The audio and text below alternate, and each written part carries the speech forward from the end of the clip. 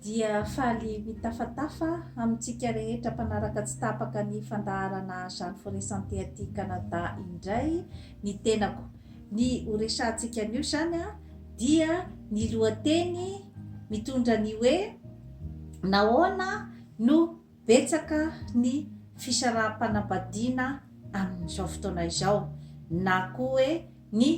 faharavan'ny fitiavana zany eo amin'ny mpifankatia. Inona ny antony? Izay zany no hofakafakaintsika anio, satria dia maro izany ny commentaire mikasika anio faharavan'ny fitiavana na ny faharavan'ny tokantrano io fa vitsy dia vitsy ny manontany ny hoe ahoana marina moa zany ny fomba nanorenana an'ilay tokantrano na ny fomba nanorenana an'ilay fifankatiavana. Vitsy dia vitsy zany no mijery an'izay lafin'izay, fa matetika efa ny commentaire amin'ny faharavan'ny tokantrano zany no betsaka manao ny karazana vinavina rehetra sy ny hoe karazana anton-javatra mety nahatonga an'izay zavatra zay, fa ny tena ao amin'ny fotony zany dia tsy dia be mpandinika loatra. Ny amin'ny hoe amin'izao fotoana izao dia efa betsaka ny zavatra mifamahofao zany manoloana ny fanorenam-pitiavana, ny fanorenana tokantrano. Ao ny antony avy amin'ny rotota, izany hoe eo ny ataontsika hoe fihetsem-po, eo ny fifanontonan'ny lahy sy ny vavy, eo ny ataontsika hoe zany hoe inona ny zavatra tadiavin'ny andaniny na ny ankilany amin'ilay fiarahana, miditra ao daholy ny resaka ataontsika hoe resaka financière, ara-bola zany sy ny ara-toekarena, miditra ao ny resaka ataontsika hoe ambiance, miditra ao ny resaka fikatsahana, ny ataontsika hoe zany hoe fahasambarana avy amin'ny andaniny na ny ankilany, fikatsahana ny mahasoa amin'ny fiarahana amin'ny andaniny sy ny ankilany.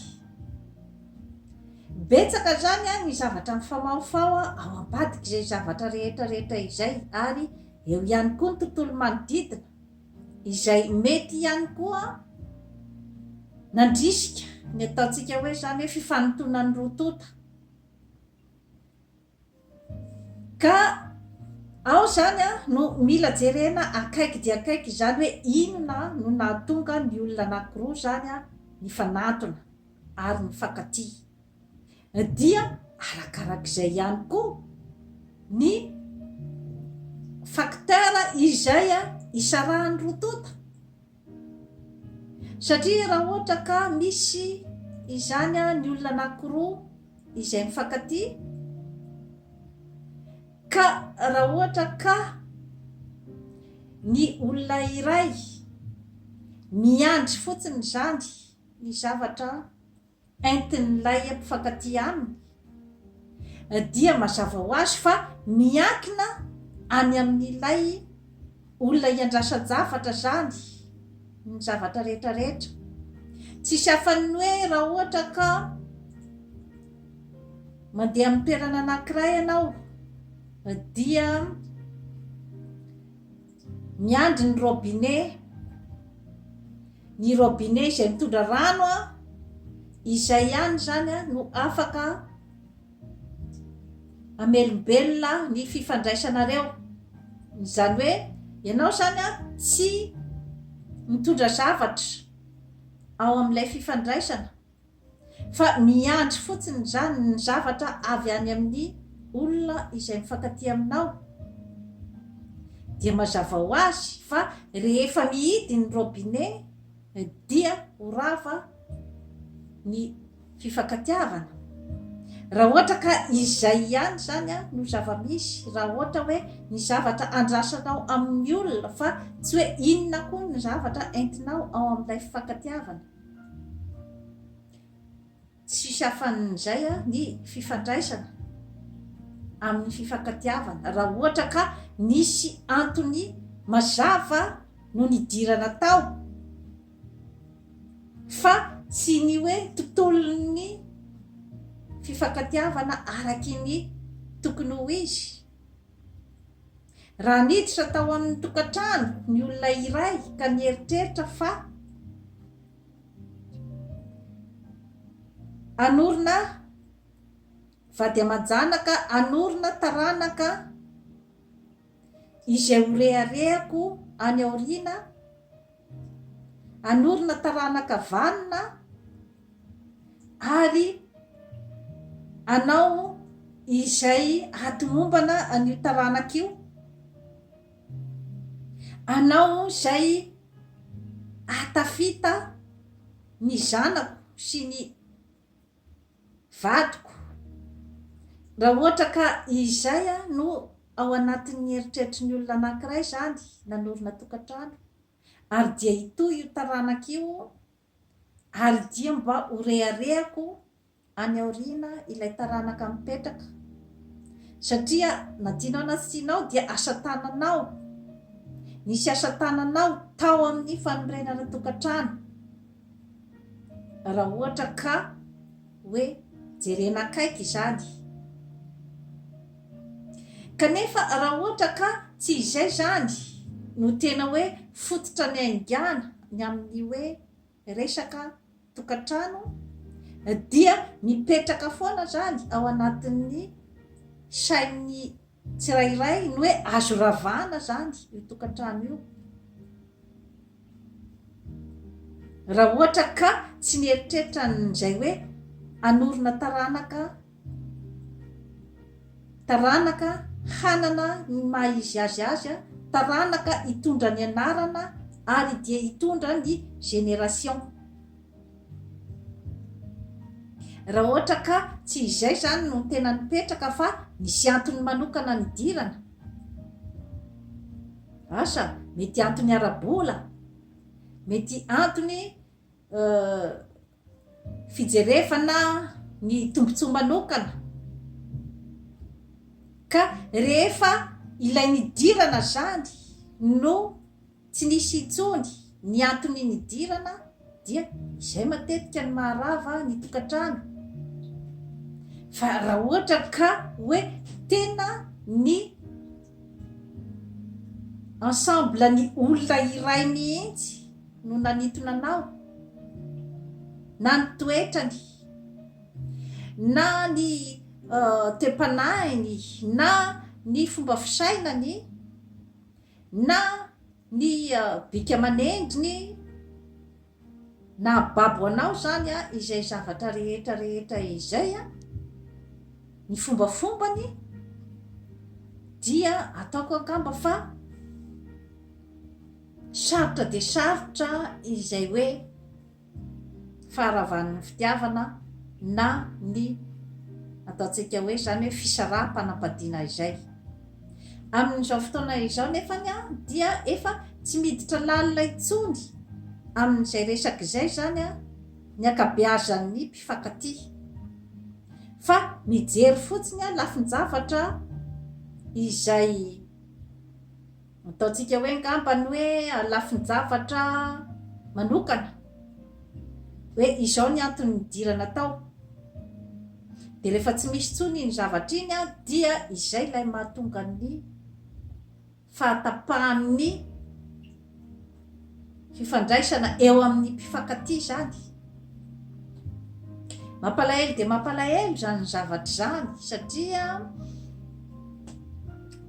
io dia arak'ilay efa noteneniko tamin'ny fandaharana teo aloha hoe ny atodontsika olombelona dia io no ordinateur sarotra indrindra. ny mamantatra azy hoe inona ny ao anatin'ny saindrakoto na ny saindrabe izay mifanerasera amiko. Sarotra de sarotra io kanefa matetika dia izay ny zava-mitranga ny hoe tsy misy mahafantatra ny ao anatin'ny lohan-drakoto na ny lohan-drabe, tsisy mahafantatra fa ny zavatra tena sura fa ho fantatrao dia ny tenanao, ny zavatra tena atokisanao ny ao anatin'ny lohany a dia ny lohanao ihany, ny atidohanao ihany no fantatrao zay ao anatiny ao. Ny fitiavana dia ianao ihany no mahafantatra azy. Ka ny fiarahana mifankatia amin'ny olona iray na ara-panambadiana io na ny fiarahana amin'ny fifankatiavana dia ianao ihany no mahafantatra hoe inona ny zavatra entiko amin'ity fiarahana ity, satria raha miandry ny zavatra avy any amin'ilay olona iarahanao dia eo matetika no mampisy ny fahadisom-panantenana, satria tsy misy afaka hitoky amin'ny olona hafa fa-tsy ny tenany. Ka amin'izay fotoana izay dia ianao no afaka ahafantatra ny hoe ahoana ny hitondrako an'ity fiarahana ity mba haharitra ianao tompon-tena izay miditra ao. Ka tsy maintsy tokony manana foana ianao ny eritreritra hoe inona ny zavatra entiko ato amin'ity fiarahana ity, dia manao izay azonao atao rehetra rehetra ianao mba ampifandrindra ny fiarahana, manome izay afaka omenao avy any aminao. Zay zavatra izay kosa nefa dia raha ohatra ka tsapan'ny olona iray fa izy daholo no manome ny zavatra rehetra rehetra, dia amin'izay fotoana izay dia mety izy ny ataontsika hoe zany hoe tofoka ilay olona raha ohatra ka avy any amin'ny daholo ny zavatra rehetra rehetra, tofoka. Ka izay no antony mahatonga foana ny hoe tokony ny roa tota no mahatsapa an'izay hoe inona no fomba atao hitazomana ny fitiavana na ny fanambadiana, satria betsaka ny zavatra izay tsy maintsy koloina ao anatin'io fifandraisana io, fa tsy misy mihitsy izany ataontsika hoe fanambadiana maharitra nirotsaka fotsiny avy any an-danitra zany, hoe tsy manao ninoninona ny mpivady, tsy manao ninoninona ny mpifankatia dia aharitra fotsiny eo io, tsy tompoko.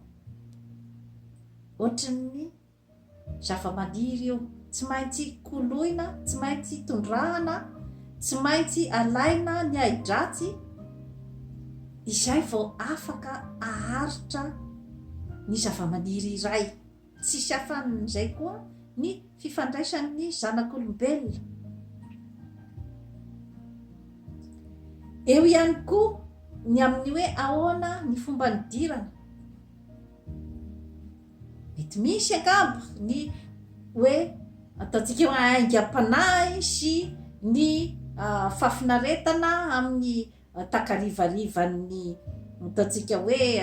réception na fanasana angamba, dia mandeha ny aingam-panahy, mandeha ny mozika, betsaka ny tovovavy tsara tarehy sy ny lehilahy izay ataontsika hoe beau gosse amin'io fotoana io voaravaka daholo eran'io